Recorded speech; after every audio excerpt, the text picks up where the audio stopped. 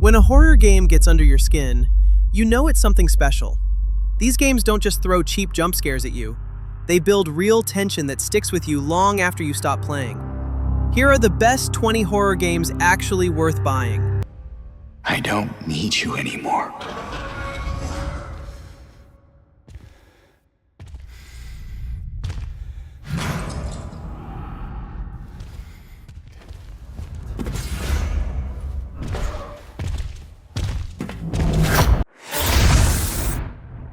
Until Dawn feels more like you're playing a horror movie than a video game, and that's exactly what makes it awesome. It starts off as a weekend getaway with friends, but things go sideways fast. Every decision you make, even something small like where you go or what you say, can change who makes it out alive. The characters don't feel like walking triggers or horror game cliches. They talk, fight, joke, get scared. They feel real. So when trouble hits, it's not just character under threat, it's people you've already grown to care about. That makes the moments of horror hit harder. The horror sneaks up on you. Dark cabins, eerie woods, the feeling that somewhere just out of sight something might move, and when it does, you jump. If you want a horror experience that's as much about characters and choices as it is about fear, Until Dawn is one of the best games out there.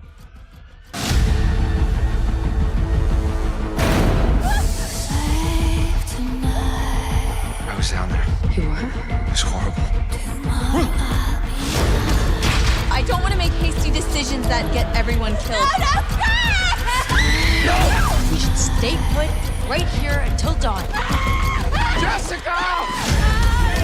You can't let me die!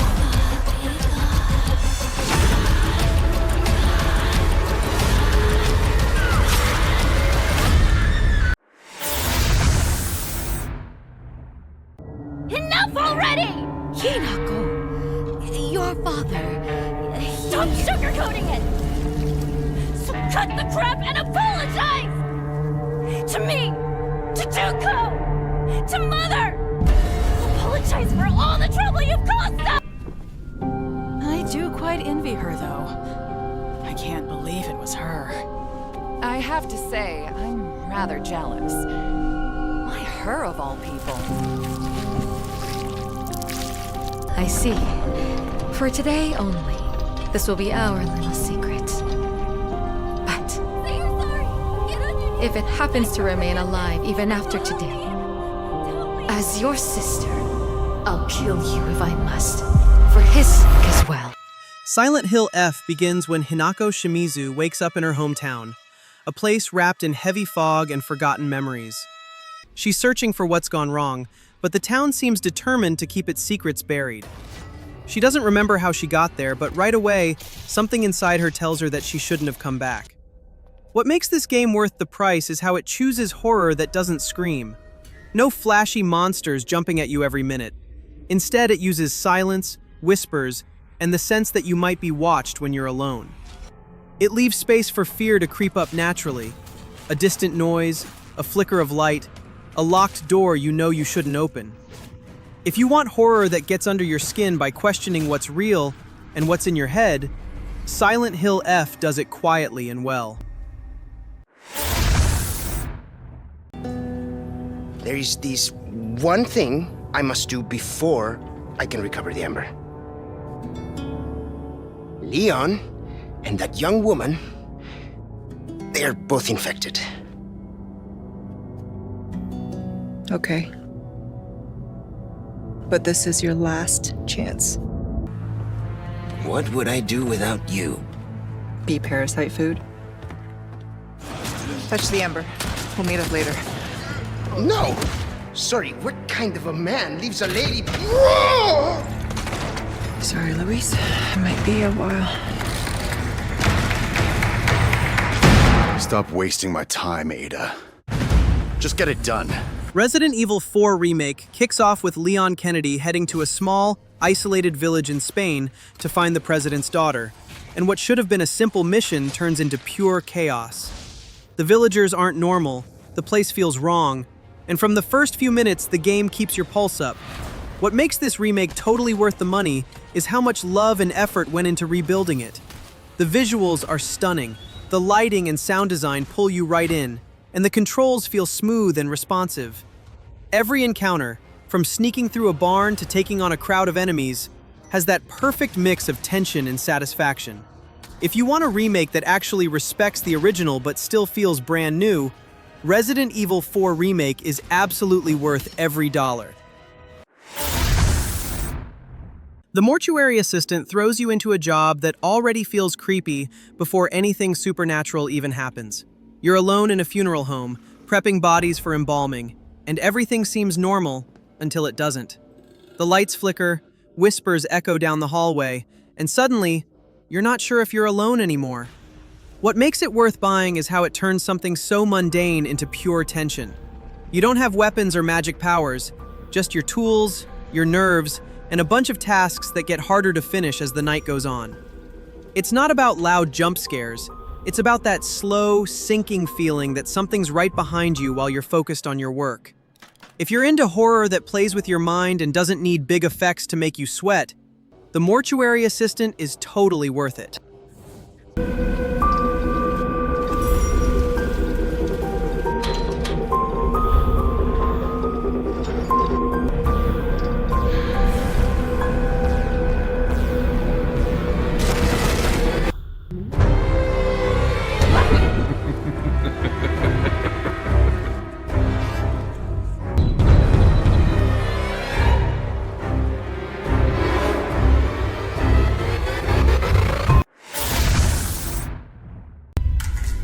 This is the photo that took one of my eyes, but gifted me with vision.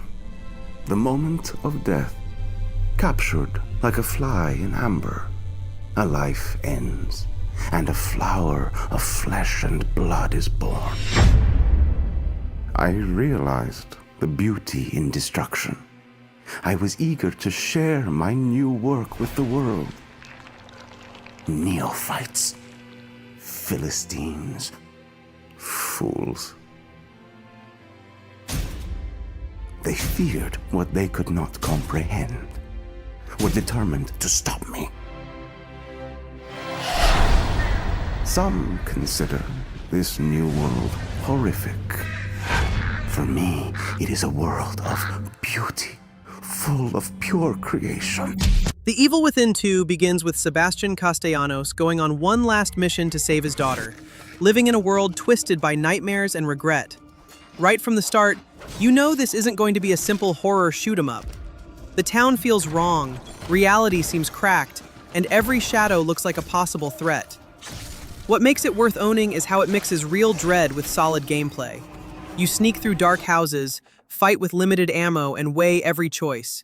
Should you fight, hide, or run? Every encounter carries weight because resources are tight and fear is high. The horror hits harder because it's personal.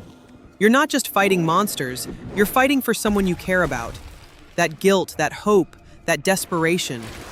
If you want a horror game that messes with your head and grabs your emotions, The Evil Within 2 delivers something more than just jump scares.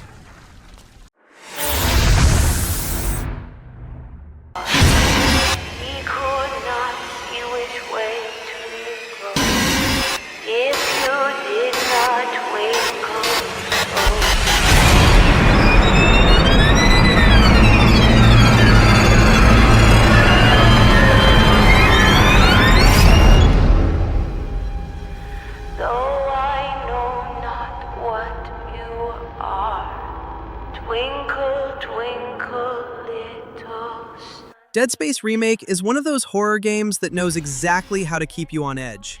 You play as Isaac Clarke, an engineer trapped on the USG Ishimura, a massive ship floating in deep space where the entire crew has turned into twisted, screaming monsters. It's quiet at first, almost too quiet, and that's when it gets you. The combat hits hard too. You're not blasting away mindlessly, you're cutting off limbs, managing ammo, and trying to stay alive when everything around you wants you dead. The sound design is unreal. Every scream, every clang of metal feels way too close. What makes it worth buying is how well everything comes together. The story's solid, the pacing's tight, and it looks incredible on modern hardware. It's the kind of horror game that keeps you tense but still makes you want to keep going.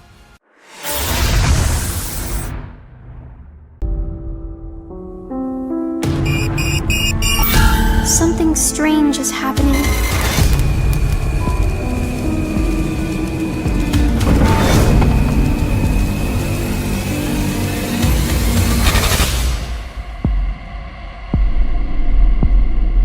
Everything will be all right, I promise. I won't let anything bad happen to you.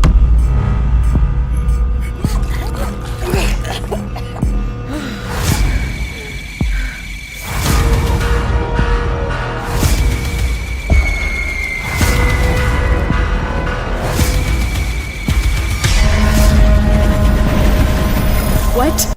Tormented Souls delivers a horror experience that feels more grounded and tactical than over-the-top scares. You play as Caroline Walker, investigating a creepy old mansion after some strange disappearances. The goal isn't to run and shoot, it's to explore, solve puzzles, and gather clues that slowly piece together what happened. The game keeps the suspense low-key. The lighting is dim, sounds echo weird, and you'll often find yourself checking doors, looking for keys, finding ammo and items. Exactly what you expect from survival horror, but with fresh polish. Inventory management, limited resources, and old-school fixed camera angles give it a retro vibe mixed with modern controls. If you want a horror title that respects your time, gives you solid gameplay and fair pacing, a game that's creepy without being over the top, Tormented Souls is definitely one to consider. Resident Evil 7 takes the series back to its roots in the best way possible. You play as Ethan Winters, a regular guy searching for his missing wife, which leads him to a rundown plantation in Louisiana. It starts quiet, almost harmless, until you meet the Baker family, and then everything flips into pure survival horror. What makes this game stand out is how it slows things down again. You're collecting keys, managing ammo, and solving puzzles instead of sprinting through non-stop action. The first-person perspective makes everything feel more personal. You're not just watching the horror, you're right in the middle of it. It's worth buying because it feels like a complete, polished experience. Strong story, great atmosphere, and gameplay that respects your time. Resident Evil 7 proves that slow-burn horror still works when done right.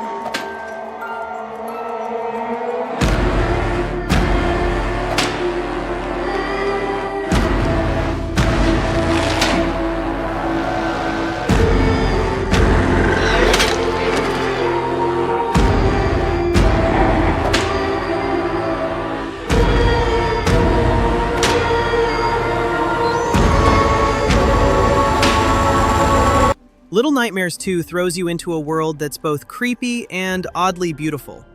You play as Mono, a small kid wearing a paper bag, traveling with Six from the first game. The two of you sneak through weird, broken places, schools, hospitals, where everything around you feels wrong in the best way possible. The game isn't loud about its horror. It's quiet, tense, and filled with moments that make you hold your breath. Every area has its own strange enemies, like a teacher whose neck stretches across the room, or dolls that move only when you're not looking. It's more about the feeling of being small in a world that doesn't care if you survive. Little Nightmares 2 doesn't just try to scare you. It's about tension, curiosity, and that uneasy feeling of not knowing what's coming next. We're trapped down here. Tormented Souls ran and blew the exit behind them. You want to escape. You need to blow it back open. There's dynamite in the arsenal. And a handle to trigger it. Get them, and you can make it out. Shit. That thing, it's coming for me. No! Dear God, help me! No, no, no, no! Amnesia the Bunker drops you into a bunker that feels more like a trap than a safe place. You play as Henry, a soldier waking up alone with almost no memory and one clear problem. Something huge and violent is stalking the tunnels. The game keeps things simple but tense. You've got a revolver, a flashlight that makes noise when you charge it, and a generator that keeps the lights on, as long as you can find fuel. Every action has risk. When the power runs out, the bunker goes dark, and that's when the creature starts hunting. It's not scripted either. It reacts to sound and movement, so if you panic and make noise, you'll probably regret it. What makes it really stand out is how much freedom you have. The bunker is open and full of branching paths, so you're constantly deciding which route is safer or which door might lead to supplies. Still Wakes the Deep puts you right in the middle of a disaster you can't control. You play as Kaz, an oil rig worker stuck in the middle of the North Sea after something goes horribly wrong. The power's out and water's flooding in. It's not long before you realize the rig isn't the only thing falling apart. Something else is down there with you. What makes it stand out is how grounded it feels. There are no weapons, no over-the-top scares, just you, a flashlight, and a maze of dark metal hallways. The tension comes from the atmosphere. Creaking pipes, heavy footsteps, and that constant hum of machinery mixed with wind and rain. It's a short but intense, a mix of claustrophobia, isolation, and quiet panic. If you like horror that builds tension through realism instead of constant jump scares, Still Wakes the Deep is a solid buy.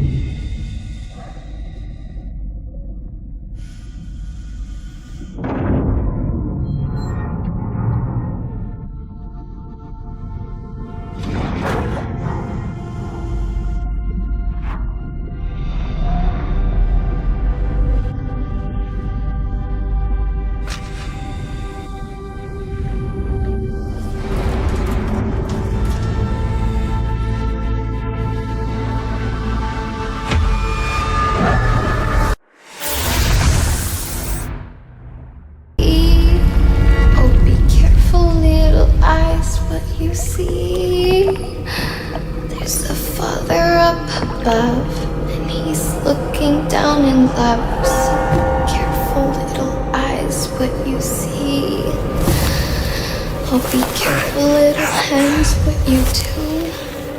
Oh, be careful, little hands, what you do. There's a Father up above, and he's looking down in love. So be careful, little hands, what you do. Oh, be careful, little mouth, what you say. Oh, be careful, little mouth, what you say. There's a Father up above, and he's looking down in love. So be careful, little mouth, what you say. Outlast 2 is one of those horror games that never gives you a break. You play as Blake Langerman, a cameraman who ends up trapped in the Arizona desert after a helicopter crash. What starts as a simple search for your missing wife turns into a nightmare involving a violent cult and something far worse hiding in the shadows. This horror game doesn't give you any weapons or ways to fight back. You're defenseless, relying only on your camera's night vision and whatever dark corners you can hide in. Every chase feels desperate. You're ducking under floors, crawling through tall grass. The environments are unsettling too. You move from dark caves to burning fields and abandoned villages, each one feeling more claustrophobic than the last. It's brutal, intense, and unforgiving. But that's exactly what makes it one of the best horror games to experience alone at night.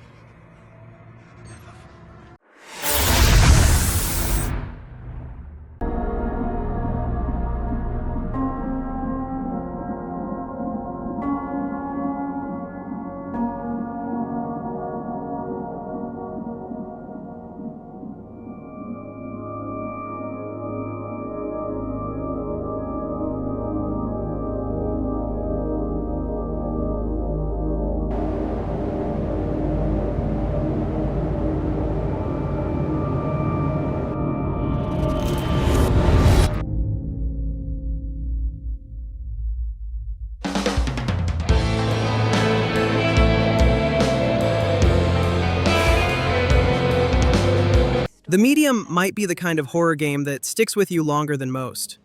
You play as Mary Ann, a woman with the power to see and interact with the spirit world, but that ability turns out to be a curse more than anything. From the first moments you move through that eerie resort hotel, the game sets a tone that's heavy and quietly unsettling.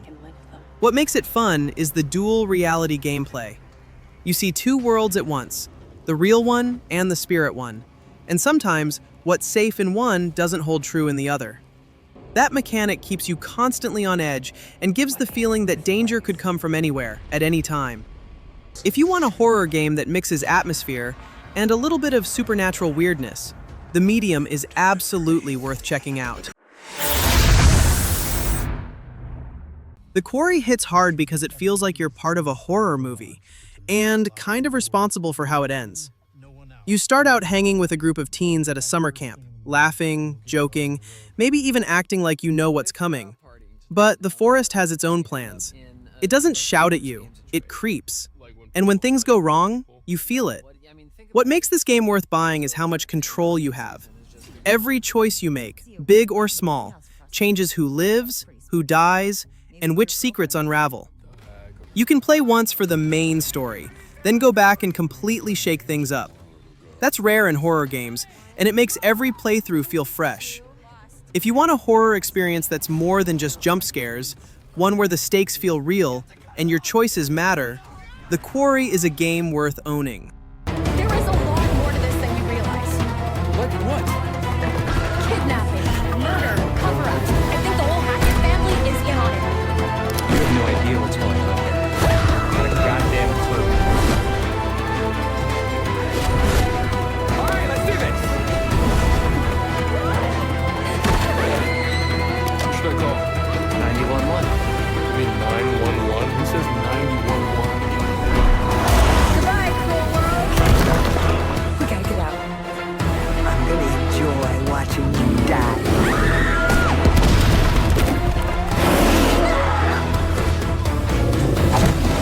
This isn't a ghost story. It's a creature feature. It's really happening and you're all in it. This is gonna get a little messy.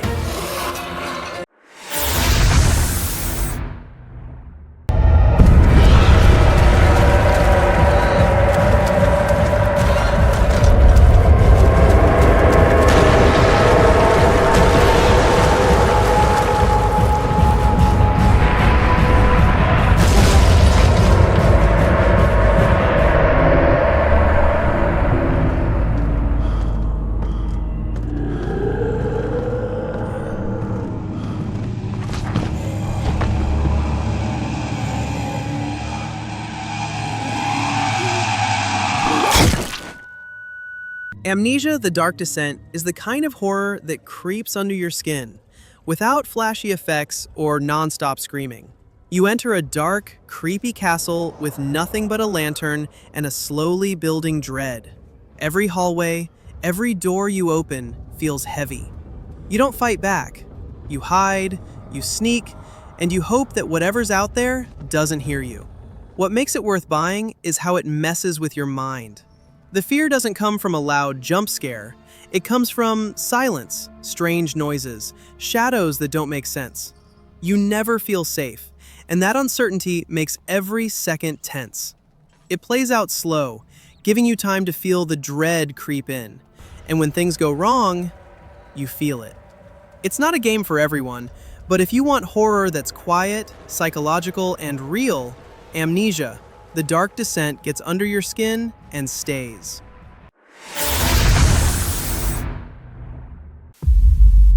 Is this a dream?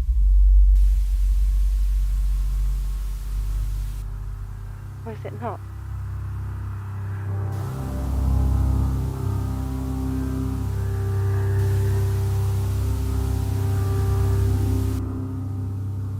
Tell me a dream, please. I am in the woods near Nanny's house.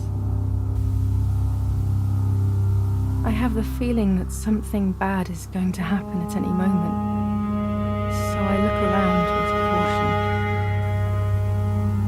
I go to the lake and sit on the dock, dipping my feet in the water as always. Martha is Dead begins with a twist that shakes everything up. You witness a tragedy, and suddenly, nothing feels safe anymore.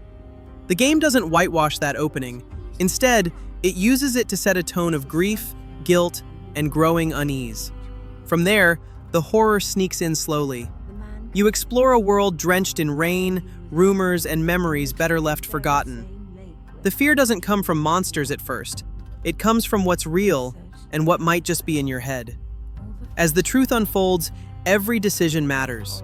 The game makes you question what you saw, what happened, and what you want to believe. It's less about running and hiding, more about surviving the aftermath.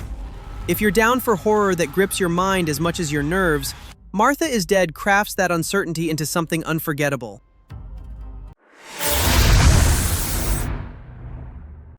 Fatal Frame Maiden of Blackwater opens slow but uneasy. You step onto Mount Hikami, a place soaked in fog and tragedy, and right away it feels wrong.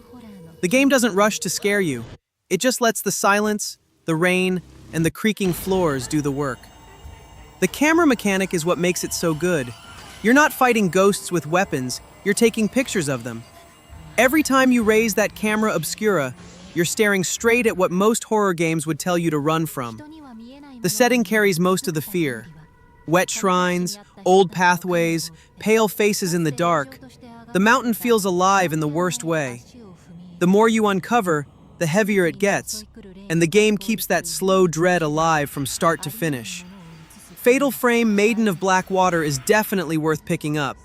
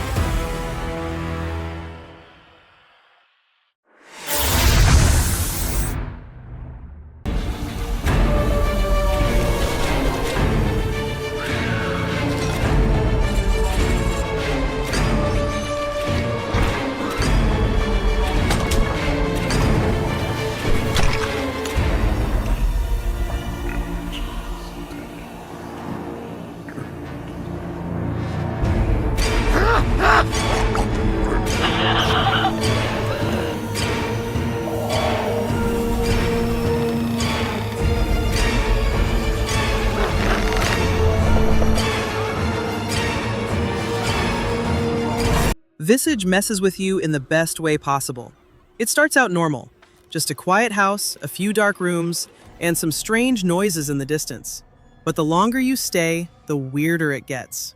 Doors lead somewhere new, and you start wondering if what you're seeing is actually happening or if you're losing it.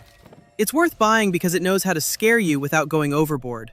There's no gun to save you, no overpowered tool, just a flashlight and a whole lot of nerves.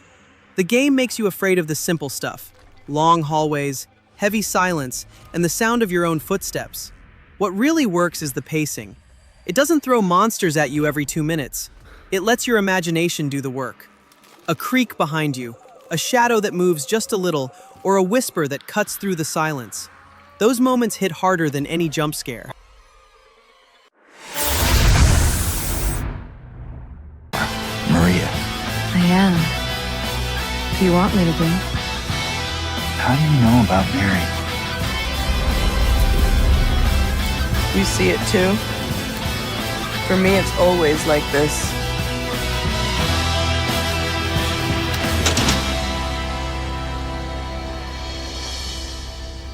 Doesn't matter who I am.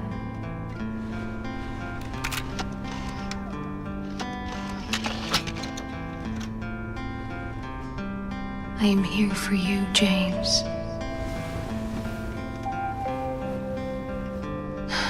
See?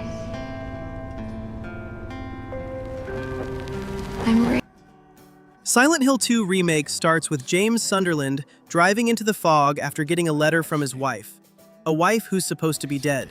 That one mystery sets the tone right away. The town feels quiet but wrong, like it's hiding something that's been waiting for him all along.